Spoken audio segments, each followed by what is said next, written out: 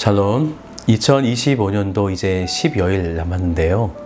하나님이 주신 시간들을 하나님을 위해 사용하였는가?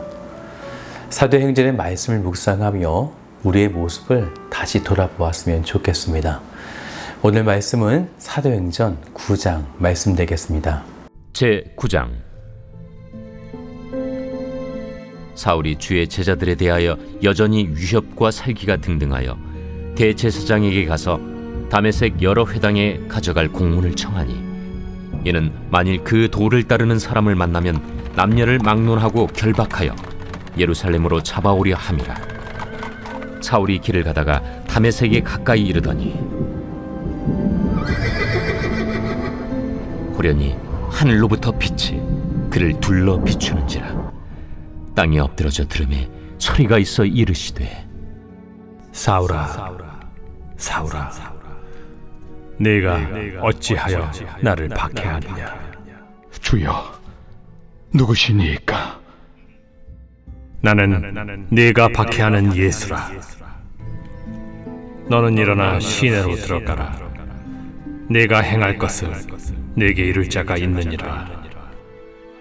같이 가던 사람들은 소리만 듣고 아무도 보지 못하여 말을 못하고 서 있더라. 사울이 땅에서 일어나 눈은 떴으나 아무것도 보지 못하고 사람의 손에 끌려 다메섹으로 들어가서 사흘 동안 보지 못하고 먹지도 마시지도 아니하니라. 그때 다메섹에 아나니아라 하는 제자가 있더니 주께서 환상 중에 불러 이르시되, 아나니아야, 주여, 내가 여기 있나이다. 일어나 집가라 하는 거리로 가서 유다의 집에서 다소 사람 사울이라 하는 사람을 찾으라. 그가 기도하는 중이니라. 그가 아나니아라 하는 사람이 들어와서 자기에게 안수하여 다시 보게 하는 것을 보았느니라. 주여, 이 사람에 대하여 내가 여러 사람에게 듣사온즉 그가 예루살렘에서 주의 성도에게 적지 않은 해를 끼쳤다 하더니 여기서도 주의 이름을 부르는 모든 사람을 결박할 권한을 대제사장들에게서 받았나이다. 가라. 이 사람은 내 이름을 이방인과 임금들과 이스라엘 자손들에게 전하기 위하여 택한 나의 그릇이라. 그가 내 이름을 위하여 얼마나 고난을 받아야 할 것을 내가 그에게 보이리라. 아나니아가 떠나 그 집에 들어가서 그에게 안수하여, 형제 사울아, 곧 내가 오는 길에서 나타나셨던 예수께서 나를 보내어 너로 다시 보게 하시고 성령으로 충만하게 하신다. 즉시 사울의 눈에서 비늘 같은 것이 벗어져 다시 보게 된지라. 일어나 세례를 받고 음식을 먹음에 강건하여지니라. 사울이 다메섹에 있는 제자들과 함께 며칠 있을새 즉시로 각 회당에서 예수가 하나님의 아들이심을 전파하니 듣는 사람이 다 놀라 말하되, 이 사람이 예루살렘에서 이 이름을 부르는 사람을 멸하려던 자가 아니냐? 여기 온 것도 그들을 결박하여 대제사장들에게 끌어가고자 함이 아니냐? 사울은 힘을 더 얻어 예수를 그리스도라 증언하여 다메섹에 사는 유대인들을 당혹하게 하니라. 여러 날이 지나매 유대인들이 사울 죽이기를 공모하더니 그 계교가 사울에게 알려지니라. 그들이 그를 죽이려고 밤낮으로 성문까지 지키거늘 그의 제자들이 밤에 사울을 광주리에 담아 성벽에서 달아내리니라. 사울이 예루살렘에 가서 제자들을 사귀고자 하나 다 두려워하여 그가 제자됨을 믿지 아니하니, 바나바가 데리고 사도들에게 가서 그가 길에서 어떻게 주를 보았는지와 주께서 그에게 말씀하신 일과 다메섹에서 그가 어떻게 예수의 이름으로 담대히 말하였는지를 전하니라. 사울이 제자들과 함께 있어 예루살렘에 출입하며 또 주 예수의 이름으로 담대히 말하고 헬라파 유대인들과 함께 말하며 변론하니, 그 사람들이 죽이려고 힘쓰거늘 형제들이 알고 가이사랴로 데리고 내려가서 다소로 보내니라. 그리하여 온 유대와 갈릴리와 사마리아 교회가 평안하여 든든히 서가고 주를 경외함과 성령의 위로로 진행하여 수가 더 많아지니라. 그때 베드로가 사방으로 두루 다니다가 루다에 사는 성도들에게도 내려갔더니 거기서 애니아라 하는 사람을 만나매 그는 중풍병으로 침상 위에 누운 지 8해라. 베드로가 이르되 애니야야, 예수 그리스도께서 너를 낫게 하시니 일어나 내 자리를 정돈하라. 한데 곧 일어나니 룻다와 사론에 사는 사람들이 다 그를 보고 죽게로 돌아오니라. 요빠에 다비다라 하는 여제자가 있으니 그 이름을 번역하면 도르가라. 선행과 구제하는 일이 심히 많더니 그때 병들어 죽음의 시체를 씻어 다락에 누이니라. 룻다가 요빠에서 가까운지라. 제자들이 베드로가 거기 있음을 듣고 2 사람을 보내어 지체 말고 와달라고 간청하여 베드로가 일어나 그들과 함께 가서 이르매 그들이 데리고 다락방에 올라가니 모든 과부가 베드로 곁에 서서 울며 도르가가 그들과 함께 있을 때에 지은 속옷과 겉옷을 다 내보이거나 베드로가 사람을 다 내보내고 무릎을 꿇고 기도하고 돌이켜 시체를 향하여 이르되 다비다야, 일어나라. 그가 눈을 떠 베드로를 보고 일어나 앉는지라. 베드로가 손을 내밀어 일으키고 성도들과 과부들을 불러들여 그가 살아난 것을 보이니 온 요빠 사람이 알고 많은 사람이 주를 믿더라. 베드로가 요빠에 여러 날 있어 시몬이라 하는 무두장이의 집에서 머무니라. 뜨거웠던 초대교회가 스데반의 죽음으로 더욱 박해가 심해졌고 이때 예수를 믿는 그리스도인들이 온 세상에 뿔뿔이 흩어지게 되죠.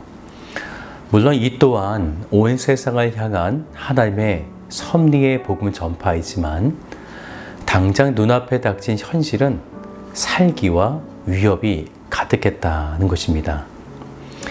그리고 이제 지금까지 배후의 인물로 조금은 가려졌었던 사도 바울, 예전의 이름은 사울이죠. 그가 이제는 전면에 나서서 그리스도인들을 핍박하게 됩니다. 1절을 같이 볼까요? 사울이 주의 제자들에 대하여 여전히 위협과 살기가 등등하여 대제사장에 가서, 이건 단순한 위협과 살기가 아니고요. 헬라를 보면 포누라고 하는데요. 단순히 위협이 아니라 실제적인 죽음을 전제한 폭력을 행했다라는 것입니다. 그가 몇 명을 죽였는지 성경에 나오진 않지만 스데반 집사가 죽었을 상황처럼요. 예수 믿는 자를 죽인 일에 그가 적극적으로 공범자로 함께했다라는 거죠. 그래서 먼 훗날 그가 회심한 이후에 고백을 보면 사도행전 22장 4절 말씀인데요. 내가 이 돌을 박해하여 사람을 죽이기까지 하고 남녀를 결박하여 옥에 넘겼노니, 이제 그는 더 많은 예수 믿는 자를 잡아오기에 다메섹으로 향하게 됩니다. 그가 다메섹으로 향한 이유는요, 다메섹은 동과 서를 잇는 통로가 되는 아주 중요한 도시가 되는데요. 이미 박해로 흩어진 그리스도인들이 이곳에 상당히 모여 있었던 것입니다. 그리스도인들은 스데반의 죽음 이후에 유대와 사마리아와 온 세상이 흩어지게 될 때 이 다메섹이 그들에게 자연스러운 피난처가 되었던 것이죠. 그들은 이곳을 거쳐 이제 다른 지역으로 향하게 되는데, 그러다 보니 이 다메섹은 자연스럽게 선교의 거점이 된 것입니다. 역시나 사울은 그 정보를 입수했을 것이고, 그러기에 그곳에 있는 그리스도인들 잡기 위해 가게 된 것입니다. 그런데 그때 3절을 같이 보죠. 사울이 길을 가다가 다메섹에 가까이 이르더니 홀연히 하늘로부터 빛이 그를 둘러 비추는지라. 네, 그는 부활하신 예수 그리스도를 보게 된 것입니다. 그런데 여기에서 신학적인 정리가 좀 필요하죠. 왜냐하면 예수님은 얼마 전에 부활하시고 40일 만에 하늘로 올라가셨습니다. 그런데 이 땅에 계시지 않는데 어떻게 사도 바울은 앞에 계신 이 예수님을 그가 만나고 볼 수 있었는가라는 거죠. 예수님의 승천은 예수님의 부재를 말하는 것이 아닙니다. 예수님은 하늘로 승천하셨지만 동시에 마태복음 28장 20절의 말씀을 보면요. 내가 세상 끝날까지 너희와 항상 함께 있으리라. 네, 바로 이 말씀처럼 예수님은 새로운 임재 방식이 그에게 시작되었음을 우리에게 보여주고 있는 것입니다. 이건 이렇게 이해를 해야 됩니다. 사도 바울이 성령을 통해 예수를 느꼈다 이런 의미가 아니고요. 성령 안에서 부활하신 예수께서 친히 자신을 드러내신 사건이다 이렇게 보아야 합니다. 이에 사울은 이제 자신이 그 앞에 엎드려졌고 그때부터 사울은 아무것도 보지 못하고 사람들의 손에 이끌려서 다메섹에서 사흘 동안 보지도 못하고 먹지도 못하고 마시지도 못하게 됩니다. 그때 주께서 아나니아라는 제자를 부르시며 사울을 안수하게 되어지죠. 우리 18절 말씀을 같이 볼까요? 즉시 사울의 눈에서 비늘 같은 것이 벗겨져 다시 보게 된지라 일어나 세례를 받고 3일 동안 보지도 먹지도 못했다. 즉 죽었다는 것을 상징적으로 보여주고 있는 거죠. 그의 옛사람은 이제 완전히 죽고 새롭게 거듭났음을 지금 보여주고 계신 것입니다. 그때의 19절을 보세요. 음식을 먹음에 강건하여지니라. 사울이 다메섹에 있는 제자들과 함께 며칠 있을새. 사울이 새 사람이 되었다고 하지만 제자들과 같이 있게 된 상황 어떨까요? 당시의 사람들은 사울을 이렇게 보았습니다. 21절을 보세요. 듣는 사람이 다 놀라 말하되 이 사람이 예루살렘에서 이 이름을 부르는 사람을 멸하는 자가 아니냐. 여기 온 것도 그들을 결박하여 대제사장들에게 끌어가고자 함이 아니냐 하더라. 네, 이렇게 반응하는 것이 당연할 것입니다. 불과 며칠 전만 해도 사울은 그런 삶이었기 때문이죠. 그런데 예수님을 만난 그는 그의 인생의 한순간에 송두리째 뽑혀버렸고 바뀌어졌다는 것입니다. 그래서 사울은 지금까지 예수를 핍박하였던 자였지만 22절을 보면 사울은 힘을 더 얻어 예수를 그리스도라 증언하여 라는 것입니다. 이제 그가 예수를 증언하는 자가 된 것이죠. 그런데 우리는 이때 사울에게 일어난 상황을 잘 보아야 합니다.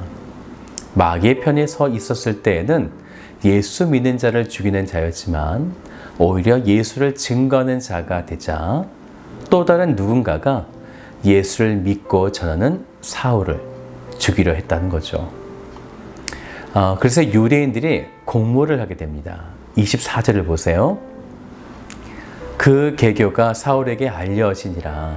그들이 그를 죽이려고 밤낮으로 성문까지 지키거늘. 예수를 위해 살아간다는 인생. 그런데 이 위험천만한 순간들을 감내할 수 있는 것은 예수를 만났기 때문입니다.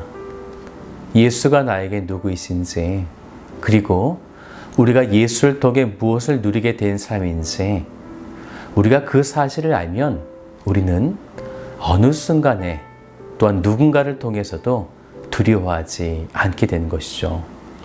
사울의 이런 변화에 다른 제자들도 그의 과거 행적을 알기에 함께 사귀기를 거부하게 됩니다.